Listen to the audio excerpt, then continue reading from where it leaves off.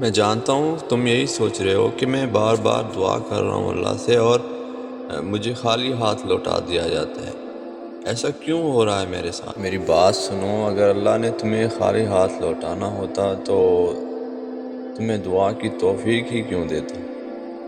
اگر اس نے آنسوں کی لاج نہ رکھنی ہوتی تو وہ تمہیں اپنے در پر بلاتا ہی کیوں؟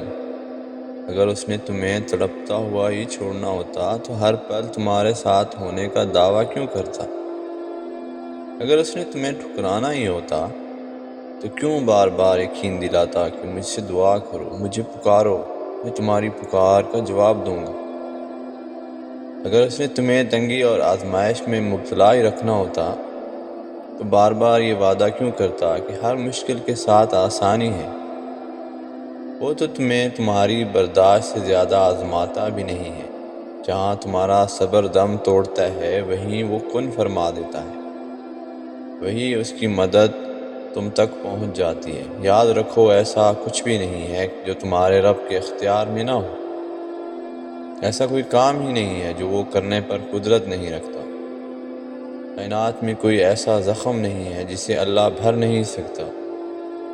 پھر وہ جو زمین و آسمان میں موجود ہر شے کا حساب رکھے ہوئے ہے تو تم سے غافل کیسے ہو سکتا ہے؟ اللہ تمہارے درد سے ناآشنا نہیں ہے، وہ تو بس تمہاری ایک پکار کے انتظار میں ہے کہ کب تم پورے یقین سے اسے پکارو اور وہ تم پر اپنے انعامات کے در کھول دے۔ اس کی رحمت تو ہر لمحہ تمہیں اپنے گھیرے میں لینے کے لیے بےتاب رہتی ہے۔ حضرت یوسف علیہ السلام بھی جانتے تھے کہ اگر آج تنہائی میں برائی کر لی تو کل یہی برائی شہر میں پھیل چکی ہوگی۔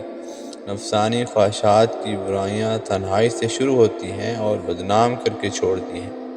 زلیخا نے تنہائی میں پھسلانے کی کوشش کی، لیکن ایک وقت آیا جب شہر کی سب عورتیں زلیخا کے بارے میں تبصرے کر رہی تھیں کہ اس نے اپنے پاک دامن غلام کو ورغلایا۔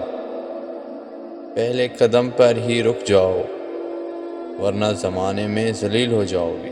اگر جب تم گناہ کرتے جاتے ہو تو رفتہ رفتہ ایک ایسی دلدل میں دھنستے جاتے ہو جہاں تمہیں سکون میسر نہیں آتا، اور جب تم اپنے کیے پر شرمندہ نہیں ہوتے اور توبہ نہیں کرتے ہو تو تمہارا ضمیر گہری نیند سو جاتا ہے۔ تم اپنے نفس کے غلام بن جاتے ہو اور تم وہ سب کچھ کرتے ہو جو تمہارا نفس اپنی تسکین کے لیے تم سے کرواتا ہے۔ تم جتنے مرضی خطا کار کیوں نہ ہو، تم پر یہ وقت ضرور آتا ہے جب تمہارے گناہوں سے تمہاری زخمی روح چیختی ہے اور تمہیں سیدھے راستے پر چلنے کی تلقین کرتی ہے، اور تب تکلیف کی اس انتہا پر تمہارا مردہ اور گناہوں سے بیزار دل تڑپ اٹھتا ہے۔ بس تم ایک لمحے میں اپنے ضمیر کی سن لینا اور اس کی آواز کو خود پر حاوی کر لینا۔ پھر جب تم ندامت کے ساتھ اپنے رب کو پکارو گے تو وہ رحمان تمہیں معاف کر دے گا اور تمہارے دل میں نور بھر دے گا۔ ایک اور بات کا خیال رکھنا کہ تمہیں گناہ کا راستہ چھوڑنے سے سکون تو بہت ملے گا، لیکن جب تم اپنے نفس سے بغاوت کرو گے تو تمہارے اندر اضطراب جنم لے گا۔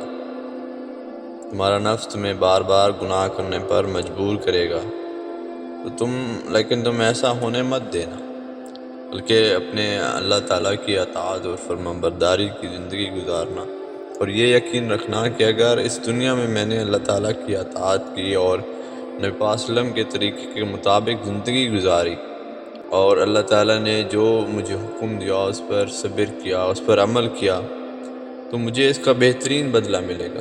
جو لوگ دنیا میں صبر کرتے ہیں اور دعا کرتے رہتے ہیں، اللہ کی رحمت سے مایوس نہیں ہوتے، تو اللہ پاک انہیں بہتر سے بہترین نوازتا ہے۔ بس ہمارا یقین کامل ہونا ضروری ہے۔ اللہ پاک دیکھنا چاہتے ہیں کہ میرا بندہ جو مجھ سے محبت کے دعوے کرتا ہے، کیا اس کے اندر اتنا ایمان یقین بھی ہے؟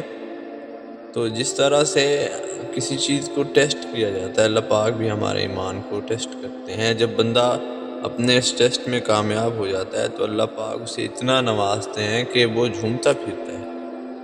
آپ کی کوئی چیز آپ سے دور ہو گئی ہے تو اللہ سے شکوہ نہ کیجیے بلکہ صبر کیجیے، اور پھر دیکھنا کہ تمہیں وہ اللہ کریم و رحمان اللہ اتنا نواز دے گا کہ تم خوشیوں سے لوگوں کو بتاتے پھرو گے۔